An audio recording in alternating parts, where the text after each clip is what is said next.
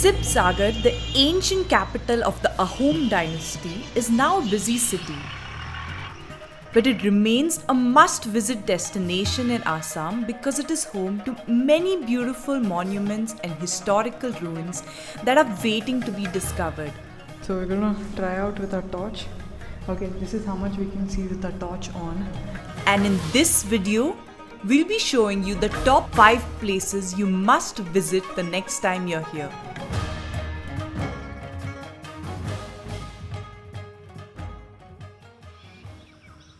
We have reached to what is probably the most important place in Sivasagar. This is the Siva Dol. It's a complex of 3 temples of Shiva, Vishnu and Devi. This complex was built by the Ahom king when Sivasagar was the capital. The architecture, the colors is very typical of the Ahom dynasty, and it looks extremely beautiful, especially during the sunset.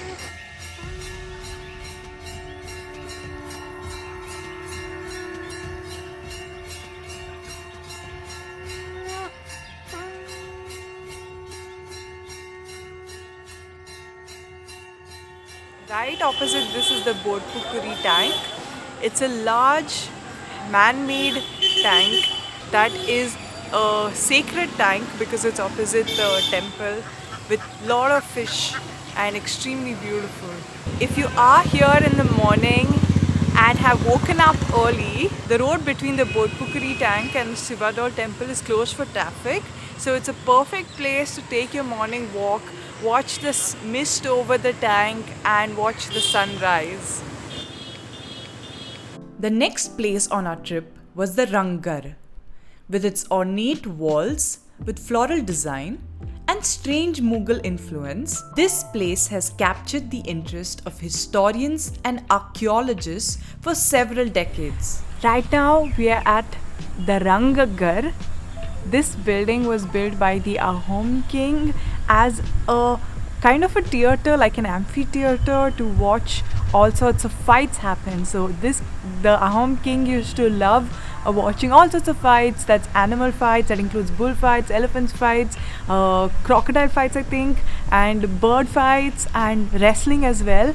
This is the path upstairs where they used to sit and watch the fights.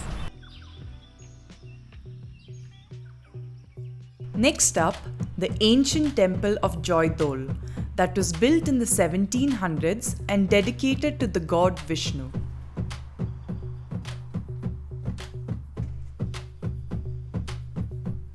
There's no light at all and it's kind of scary. So we're gonna try out with our torch. Okay, this is how much we can see with our torch on. So, should we go?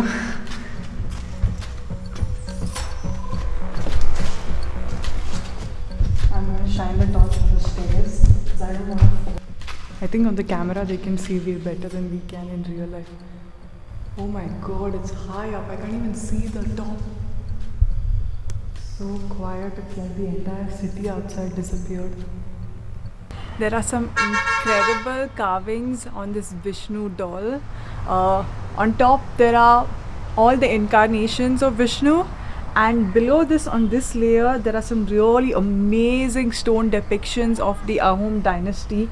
Like, for example, this one is a carnivore which probably looks like a leopard or a tiger, and it seems to have bitten the head of this deer, which is inverted because the head is in his mouth and you can see the legs up there. And just one more because I really liked it. This is probably Buddha under the people tree in Gol Ghar, and they're all the people prostrating in front of him. And just adjacent to the Vishnu Dol temple is the Sagar tank. It's a man-made reservoir. It's huge, and there are ducks swimming in it.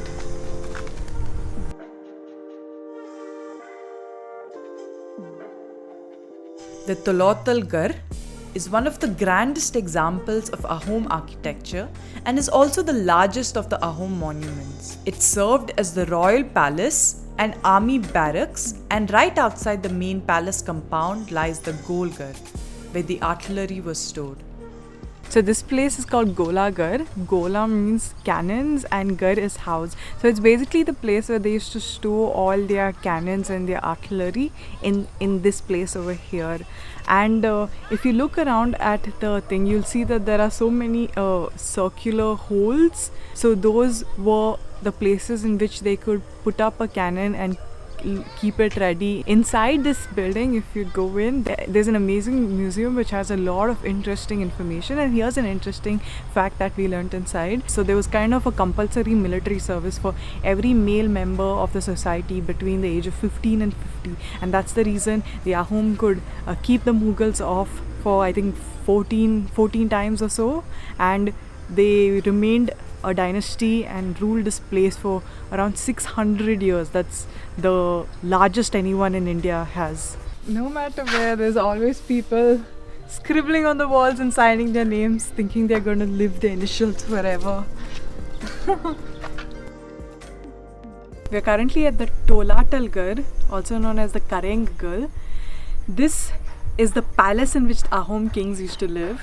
The first place we visited, Ranggarh, is there only, and the second one, the Gol Ghar, is there. So everything was around this palace that we're seeing over here.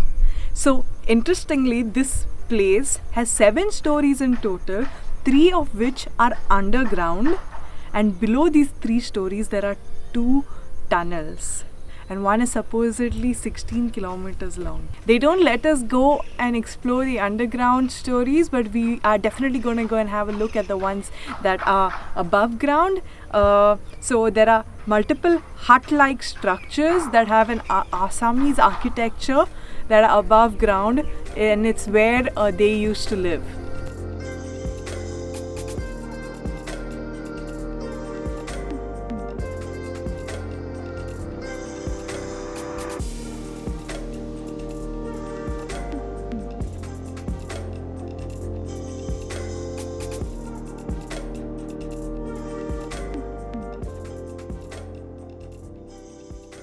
Whoa.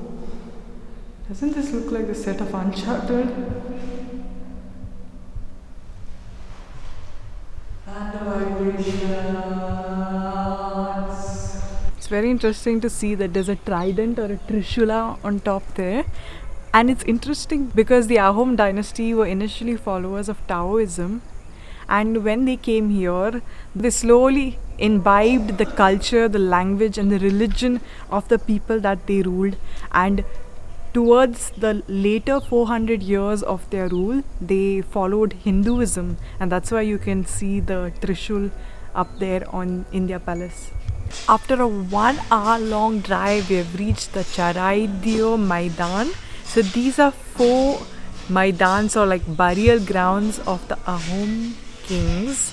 And so the Ahom dynasty had a unique way of burying the dead. First they used to put them in a coffin, then they used to bury them, and then they used to build a pyramid shaped mound over it. If you were to come here, you'd never assume that these are man-made. They look like proper hills.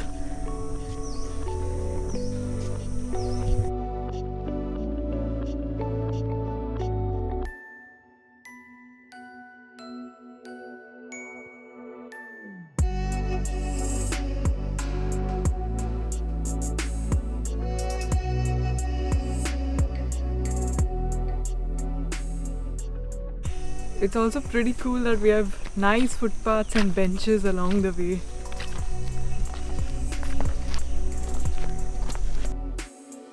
So pretty much the only thing that can probably differentiate these hills from natural hills is that they have an octagonal brick wall around the mound. And that was a quick tour of the ancient city of Sibsagar. We are off to Arunachal Pradesh next, so don't forget to subscribe to stay updated when we release our videos from our trip there.